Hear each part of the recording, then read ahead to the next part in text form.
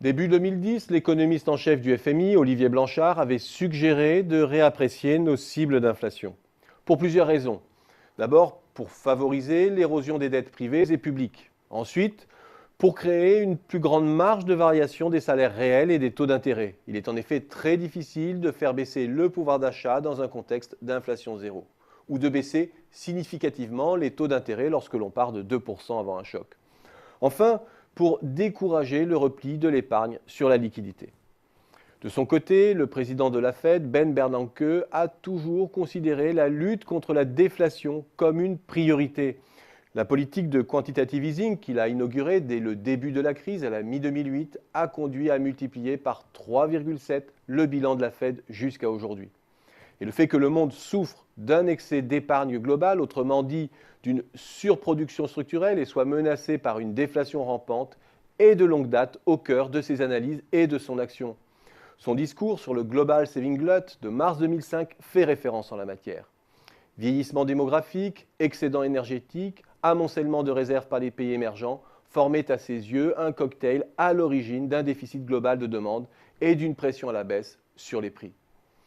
Mais force est de constater que 5 ans d'inondation de liquidités n'ont pas véritablement éradiqué les tendances déflationnistes des pays avancés.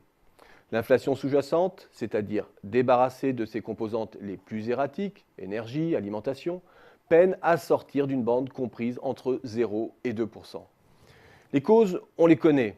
Premièrement, les banques centrales ont considérablement prêté aux banques à travers le rachat de titres ou de produits titrisés. Mais la liquidité bancaire a souvent été mise en réserve et non injectée dans l'économie réelle. Deuxièmement, le contexte de très faibles taux d'intérêt entretient paradoxalement les surcapacités et une faible sélectivité du capital. Il prolonge la durée de vie de combinaisons productives associant du travail abondant et bon marché à du capital peu efficace. Or, ce sont les surcapacités qui sont à la racine de la déflation rampante que Ben Bernanke décelait il y a bientôt 9 ans. De surcroît, l'Europe a besoin de cibles d'inflation régionales différenciées si l'on veut progresser en matière de convergence. Or, les différentiels demeurent faibles en Europe et les écarts ne sont pas toujours en cohérence avec les déficits de compétitivité. Face à cette difficulté à gérer l'hétérogénéité des situations, face également à l'impuissance des politiques monétaires non conventionnelles à instiller de l'inflation dans nos économies, on se dit que l'arme de la politique salariale devrait être réhabilitée. Elle seule permettrait de casser le cercle vicieux de la déflation en Europe, comme aux États-Unis.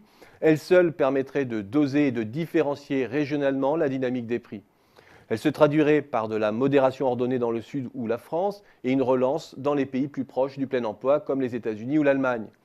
L'outil peut sembler archaïque, mais il a déjà fait ses preuves par le passé quand il s'est agi, à contrario, de casser l'inflation.